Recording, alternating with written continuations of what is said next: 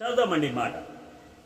మమ్మును శోధనలోనికి తేక దుష్టుడి నుండి మమ్మను తప్పించుము.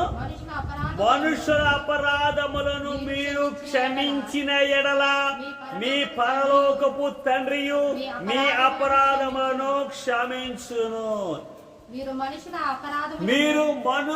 అపరాధములను క్షమింపకపోయిన ఎడల మీ తండ్రియు మీ అపరాధములను. అర్థమైందని అర్థమైన వారందరూ ఒకసారి మళ్ళీ చదవమ్మా. 14 వాక్యం నుంచి 14 చదువు. మనుషుల అపరాధములను మీరు క్షమించిన ఎడల మీ పరలోకపు తండ్రియు మీ అపరాధములను క్షమించును. మీరు మనుషుల అపరాధములను క్షమింపకపోయిన ఎడల మీ తండ్రియు మీ అపరాధములను క్షమింపడు. ఊరికమ్మా తప్ప అని అయ్యగారు మీరేమనుకున్నాగోనండి, నేను వాళ్ళ ఇంటికి రానండి, వాళ్ళతో మాట్లాడినండి. యేసుప్రభు అంటాడు, నమ్మి బాప్తిసం పొందిన వారు దీని స్తోత్రం కలుగునుగా. బయట వారికి, హిందువులకి కాదు, హైందవ సోదరులకు కాదు, ముస్లింలకు కాదు, ఇంకొకరికి కాదు, ఎవరైతే మార్పు చెంది ప్రభు నా రక్షకుడని ఆయన రక్తము చేత నా పాపములు క్షమించబడ్డాయి, కడగబడ్డాయి, నేను పరిశుద్ధిగా నీతిమంతుల జాబితాలో వెళ్ళాము అని చెప్పుకున్న సంఘానికి చెప్తున్నటువంటి మాటలు. నేను మాట్లాడుకోండి. మొన్న మా పిల్లడు వెళ్తేనండి మరి ఒక రకంగా మాట్లాడారండి. మరి మా పిల్లడు అలాగంటే మేము ఎలా ఒప్పుకుంటాం? నేను క్షమించండి, నేనేమన్నానండి. మళ్ళీ ఏమన్నానంట, ఏమంటారు పాటగారు ఏమంటారు, ఒప్పమ్మా వెళ్ళాలమ్మా, మనం దేవుని బిడ్డలు కదమ్మా, అలాగే వెళ్ళి అందరినీ ప్రేమగా చూడాలమ్మా. మనం క్షమించే మనసు యేసు వారు క్షమించారు, మనం కూడా అలా క్షమించాలమ్మా. క్షమిస్తేనే ఆ పరలోక రాజ్యానికి మన అపరాధులు, మన తండ్రి, మన పరమ తండ్రి మన అపరాధాలు క్షమిస్తాడమ్మా అని పాస్టర్ చెప్పారంటే. అలాగమ్మా మాట్లాడతలేదా? మీరు ఎలాగంటే దుష్టిని ఆలోచన వద్దు మనకి నా స్తోత్రం కలిపి అలే మాట్లాడతలేదా? ఇలాగన్నారా? ఇది ఎలాగంటే దుష్టిని ఆలోచనలు, దుష్టిని ఆలోచన చెప్పినది ఒక దుష్ట ఆలోచనలు మనకొద్దు, ఆలోచించే వాడితో మనకొద్దు, అస్నేహం వద్దు, అసహవాసం వద్దు మనకి. ఎప్పుడైతే మనము క్షమించామో పరలోకపు తండ్రి మన అపరాధములు క్షమించాడు అని వాక్యం యేసు ప్రభువు చెప్తున్నమాట. మరి మనం క్షమించకపోతే మన తండ్రి, మన పరమ తండ్రి ఆయన క్షమించడంట, ఆయన క్షమించడు. మరి ఇంకెందుకు ఏమండే? దేవుడు మన అపరాధములు క్షమించకపోతే ఇంక మనం ఎందుకు దేవుడి సంతికి? ఎలా ఉండాలి మన సహవాసం? సర్లేమ్మా ఏదైందిలే, ఒప్పులే, నేను కూడా ఏమంటలేదులేమ్మా. ఏమైంది? కూర్చుపోతుందా నీకు? చదువుతుందా? తండ్రి వీరేం చేస్తున్నారో వీరు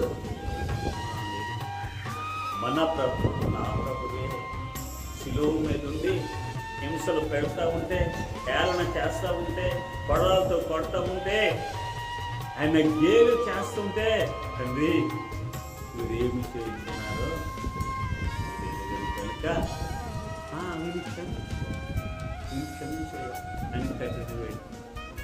యేసు ప్రభు ఇక్కడ చెప్పిన సువార్త శిలువ మీదకి ఎక్కిన తర్వాత కూడా అదే మాట చెప్తున్నాడు.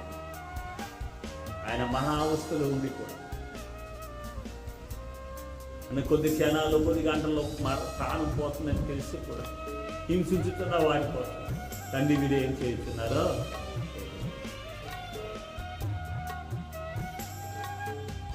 మనము క్షమాగుణము మన దగ్గర లేకపోతే పరలోకపు తండ్రి మీ తండ్రియు మీ అపరాధములను. చాలా మందికి ఏంటంటే వాళ్ళే క్షమించేస్తా ఉండాలి. మనం క్షమించలేమండి. దినాల్లో దేవుని సన్నిధికి దేవుని పరిచర్య నమ్మకమైన విశ్వాసులుగా సంఘముగా ఉన్నటువంటి వారిలో చాలా మంది భర్తలు మారలేకపోవడానికి గల కారణం ఏంటి? ముళ్ళగా పిచ్చుకుని పొడుచుకుని తినాలట. వారు నడుస్తూ యాజకులు లేవీలు ఎలా తినాలనంటే ముళ్ళగట్టు ముళ్ళగట్టుతో పొడుచుకుని తినాలి. ఇది నెల ఇంటికి వెళ్ళి ప్రార్థన కనీరుగా వచ్చి దేవదూతలాగా దేవుని సన్నిధిలో ఉండి ప్రార్థన చేసి ఆరాధన చేసి పాటలు పాడి ఓ పువ్వు వేసి ఇంటికి వెళ్ళి భర్తను పొడుస్తూ ఉంటే నీ దూరమే కూడా మార్పు చెందుతాడా? నీలాగా పరిశుద్ధతగా ఉండగలుగుతాడా? నీవే నీ మనుషులను, నీ పొరుగు, నీ కుటుంబంలో నేను క్షమించే గుణము నీకు లేకపోతే ఆయన పరలోకపు తండ్రి నీ యొక్క అపరాధములను క్షమించడు. యేసుప్రభు వారు చెప్పిన మాట, మన ఆయన మాటలు కదా మనం విని మనం జీవించేది, సంఘంగా కట్టబడేది, ప్రార్థన చేసేది. ఆయన రక్తం ద్వారానే కదా మనం విమోచింపబడ్డాం. మరి ఆయన మాటలు వినాలి కదా.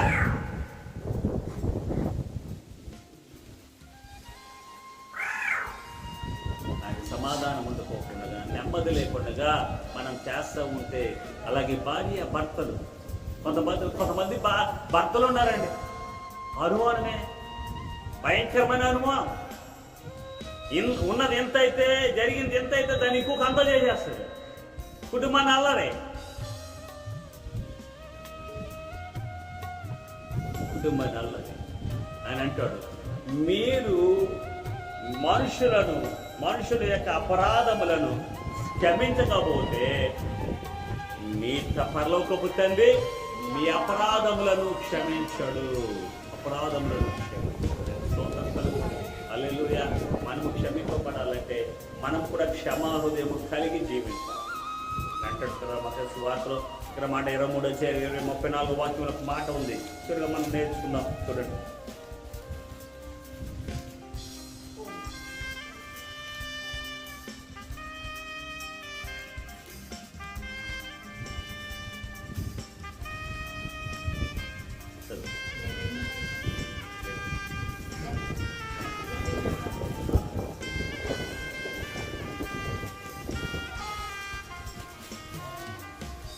లూకాసు సువార్త 23